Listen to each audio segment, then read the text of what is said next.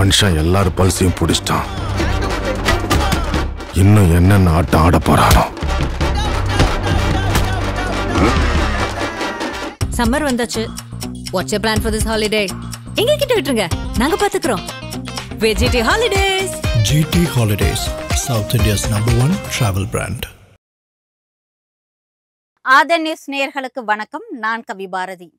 பலாயிரக்கணக்கான இந்திய வீரர்களுடைய உயிர் தியாகத்தால உருவான நாடுதான் பங்களாதேஷ். பங்களாதேஷ் எப்பொழுதெல்லாம் நெருக்கடிக்கும் இன்னலுக்கும் ஆளானாங்களோ அப்பொழுதெல்லாம் முதல் ஆளா ஓடி போய் உதவுனது இந்தியா தான். ஆனா இப்போ பங்களாதேஷ் இந்தியாவுடைய உதவியை மறந்துட்டு எதிரி நாடான சீனா மற்றும் பாகிஸ்தானுடன் நட்பு பாராட்டிட்டு வராங்க. பங்களாதேஷ் எப்படி உருவாச்சு, இந்தியாவிற்கும் பங்களாதேஷுக்கும் இடையான தொடர்பு என்ன, 1971 வெறும் 13 நாட்கள் நடந்த போர்ல பாகிஸ்தானை இந்தியா எப்படி வீழ்த்துச்சு, விரிவாக பார்க்கலாம் இந்த காணொலியில். அதனுக்காக நான் கவி பாரதி. சுதந்திரத்திற்கு முன்பாகவே இந்தியாவிலிருந்து தாங்கள் புறக்கணிக்கப்படுவதாக கூறி முகமது அலி ஜின்னா இஸ்லாமியர்களுக்கு தனி நாடு வேணும்னு ஒரு கோரிக்கையை முன் வச்சாங்க. அதன் காரணமாக உருவான நாடுதான் பாகிஸ்தான். ஆனா அப்பொழுது பாகிஸ்தான் 2 பகுதிகளாக இருந்துச்சு.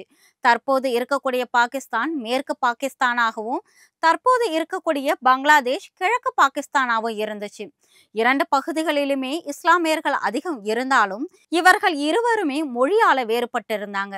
மேற்கு பாகிஸ்தானியர்கள் உருது மொழி பேசுபவர்களாகவும் கிழக்கு பாகிஸ்தானியர்கள் பெங்காலி மொழி பேசுபவர்களாகவும் இருந்தாங்க. அது மட்டும் இல்லாமல் மேற்கு பாகிஸ்தானுக்கும் கிழக்கு பாகிஸ்தானுக்கும் இடையான தொலைவு சுமார் 1600 கிலோமீட்டராக இருந்துச்சு. மேற்கு பாகிஸ்தானுக்கும் கிழக்கு பாகிஸ்தானுக்கும் இடையான அனைத்து போக்குவரத்தும் இந்தியா வழியா தான் நடைபெற்றுட்டு இருந்துச்சு. மொழி வேறுபாடு காரணமா கிழக்கு பாகிஸ்தானியர்களை மேற்கு பாகிஸ்தானியர்கள் ஒதுக்குனாங்க. 1948 பாகிஸ்தானுடைய அதிகார மொழியா உருது மொழியை அறிவிச்சாரு முகமது அலி ஜின்னா. அதன் பிறகு உருது மொழி தான் பாகிஸ்தானுடைய ஒரே அதிகார மொழின்னு அறிவிச்சாங்க. பாகிஸ்தானுடைய அனைத்து அதிகாரங்களும் மேற்கு பாகிஸ்தான் வசம்தான் இருந்துச்சு. அது மட்டும் இல்லாம கிழக்கு பாகிஸ்தான்ல கிடைக்கக்கூடிய அனைத்து வருவாயுமே மேற்கு பாகிஸ்தானுடைய வளர்ச்சிக்காக தான் செலவிடப்பட்டுச்சு. சொந்த நாட்டிலேயே கிழக்கு பாகிஸ்தான் மக்கள் அகதிகள் போல் இருந்தாங்க. 1970 கிழக்கு பாகிஸ்தானை தாக்கிய போலி புயலால கிழக்கு பாகிஸ்தான் நிலைகுலைந்து போச்சு. இந்த புயல சுமார் 5 லட்சம் பேர் மரணம் அடைந்ததா கூறப்படுது. இதனால அவங்க பெரும் அவதிக்கு உள்ளானாங்க. இதற்கான நிவாரண பணிகளை மேற்கொள்ள மேற்கு பாகிஸ்தான் மறுத்துடுச்சு. இதனால ஆத்திரமடைந்த கிழக்கு பாகிஸ்தானியர்கள் கிளர்ந்தெழுந்து பல்வேறு போராட்டங்களை முன்னெடுத்தாங்க. இதன் விளைவாக தான் 1970 நடைபெற்ற தேர்தலில் வங்கதேச அவாமி லீக் கட்சியை நிற்க வச்சு பெரும்பான்மையுடன் வெற்றி பெற செஞ்சாங்க. ஆனா இந்த வெற்றியை மேற்கு பாகிஸ்தானியர்கள் ஏற்க மறுத்தாங்க. இதுதான் தனிநாடு வேணுங்கிற கோரிக்கை முன்வைக்க காரணமா இருந்துச்சு. மேற்கு பாகிஸ்தானுக்கு எதிராக முக்தி பாகினிங்கிற அமைப்பு ஏற்படுத்தப்பட்டுச்சு. இந்த அமைப்போட நோக்கம் என்னவா இருந்துச்சுன்னா கிழக்கு பாகிஸ்தானை தனி நாடா அறிவிக்கணுங்கிறது தான் அவங்களுடைய நோக்கமா இருந்துச்சு. இந்த அமைப்பு நாட்டு மக்களை ஒன்று திரட்டி பல்வேறு போராட்டங்களையும் தாக்குதல்களையும் மேற்கொண்டுட்டு வந்துட்டு இருந்தாங்க. 1971 மார்ச் 26 பாகிஸ்தானுக்கு எதிரான போராட்டங்களா நிறுத்தி கொள்ளணும்னு வங்கதேச மக்களுக்கு பாகிஸ்தான் ராணுவம் அறிவுறுத்தினாங்க. இதனை ஏற்க வங்கதேச மக்கள் மறுத்ததுனால அவர்கள் மீது தாக்குதல் நடத்தினாங்க. ஆபரேஷன் சர்ச் லைட் என்ற பேர்ல வங்கமொழி பேசும் அப்பாவி மக்கள்லாம் கொல்லப்பட்டாங்க. கிட்டத்தட்ட 4 to 5 லட்சம் வங்கதேச பெண்கள் பாலியல் வன்கொடுமைக்கு ஆளாக்கப்பட்டனர் அப்படின்னு சொல்லப்படுது. இது நாடு முழுவதும் மிகப்பெரிய தாக்கத்தையும் ஏற்படுத்துச்சு. வீடுகள்லாம் தீக்கிரையாக்கப்பட்டுச்சு. இந்த அவலங்களை கண்டு வெகுந்தெழுந்த இந்தியா வங்கதேசத்துக்கு ஆதரவு கரம் நீட்டினாங்க. பங்களாதேஷ் அகதிகளுக்கு இந்தியாவுல அடைக்கலம் கொடுக்கப்பட்டுச்சு. கிட்டத்தட்ட 1 கோடி மக்கள் இந்தியாவுல அகதிகளா தஞ்சம் புகுந்தாங்க. அகதிகள் முகாமுக்கு நேரடியா சென்று அவர்களுக்கு வேண்டிய உதவிகள்லாம் வழங்கினாங்க அன்றைய பிரதமர் இந்திரா காந்தி. இதனால கோபமடைந்த பாகிஸ்தான் இந்திய விமான தளங்கள் மீது குண்டுகளை வீசி போருக்கு அழைப்பு விடுத்தாங்க. அப்பொழுது இருந்த பாரத பிரதமர் இந்திரா காந்தி அமைச்சரவை கூட்டத்தை உடனே கூட்டி போருக்கு தயாரானாங்க. 1971 டிசம்பர் 3 இந்தியாவிற்கும் பாகிஸ்தானுக்கும் போர் தொடங்குச்சு. பாகிஸ்தானியர்களுடைய முதல் குறிக்கோளா இருந்தது அவந்திப்பூர் விமான தளம் தான். பாகிஸ்தானுடைய 6 போர் விமானங்களுக்கு எதிராக இந்தியாவுடைய 2 போர் விமானத்தை கொண்டு நிர்மல்ஜித் சேத்தான் பதிலடி கொடுத்து வீரமரணம் அடைந்தாரு. இந்தியா டாக்காவை நேரடியா தாக்குச்சு. இதுல 3000 வீரர்களை கொண்டு பாகிஸ்தானுடைய 26,000 வீரர்களை எதிர்கொண்டு வீழ்த்தினாரு இந்திய ராணுவ தளபதி கர்னல் ஜாக்கப். இந்த போர்ல முக்தி பாகினியும் இந்தியாவுக்கு ஆதரவு கரம் நீட்டுச்சு. அப்பதான் பாகிஸ்தானுக்கு ஆதரவா தன்னுடைய போர்க்கப்பலை அனுப்புனாங்க அமெரிக்கா.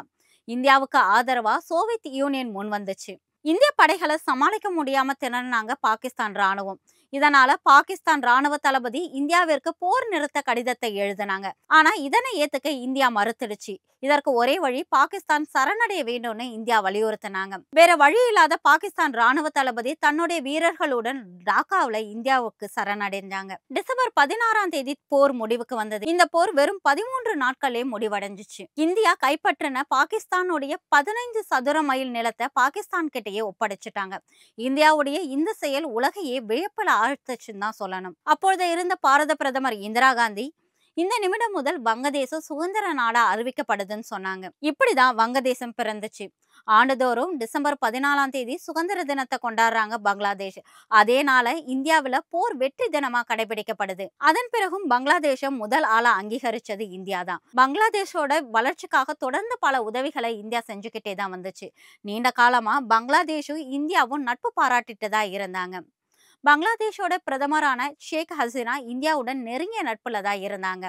இடஒதுக்கீடு காரணமா நடந்த உள்நாட்டு கிளர்ச்சியினால ஷேக் ஹசீனா தனது பதவியை ராஜினாமா செஞ்சுட்டு இந்தியாவுல வந்து தஞ்சம் அடைஞ்சாங்க. பங்களாதேஷ்ல ஷேக் ஹசீனா ஆட்சியிலிருந்து அகற்றப்பட்ட பிறகு தலைமை ஆலோசகர் முகமது யூனிஸ் தலைமையில இடைக்கால அரசு பங்களாதேஷ்ல அமைஞ்சிச்சு. முகமது யூனிஸ் எப்பொழுதும் இந்தியாவிற்கு எதிரான போக்கை கையெடுத்துட்டு வந்துட்டு இருக்காங்க.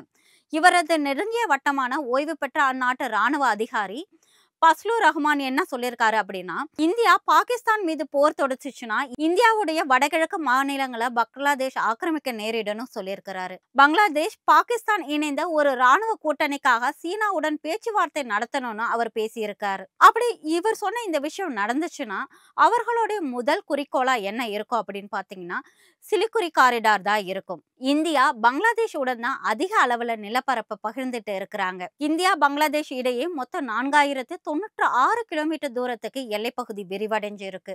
இதுல அதிகபட்சமா மேற்கு வங்கத்துடன் 2217 கிலோமீட்டர் எல்லையை வங்கதேசம் பகிர்ந்துகிட்டு இருக்காங்க. இது தவிர வடகிழக்கு மாநிலங்களுடன் தான் பங்களாதேஷோட எல்லை இருக்கு. அதாவது அஸ்ஸாம், திரிபுரா, மிசோரம், மேகாலயா உள்ளிட்ட மாநிலங்களும் வங்கதேசம் எல்லையை பகிர்ந்து கொள்றாங்க.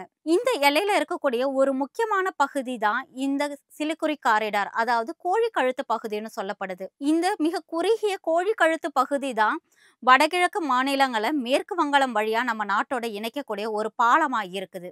ஆனா இந்த பகுதியில இருக்கக்கூடிய பிரச்சனை, இது மிகவும் குறுகிய ஒரு நிலப்பரப்பாகும். இதோட மொத்த நீளமே 60 கிலோமீட்டர் தான். 22 கிலோமீட்டர் அகலம் தான் கொண்டிருக்கு இந்த சிலிகுரி காரிடார். தேசிய வரைபடத்துல இது ஒரு கோழியோட கழுத்து போல இருக்கிறதுனால இது கோழி கழுத்து பகுதின்னு அழைக்கப்படுது.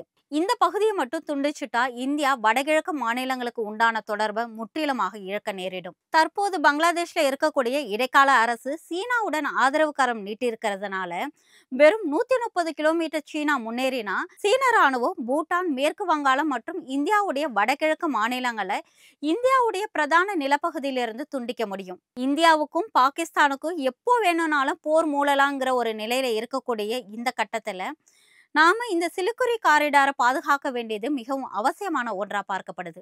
இந்தியா இந்த சிலிகுரி காரிடாரை பாதுகாக்க என்ன நடவடிக்கை எடுக்கும்? பொறுத்திருந்து பார்க்கலாம்.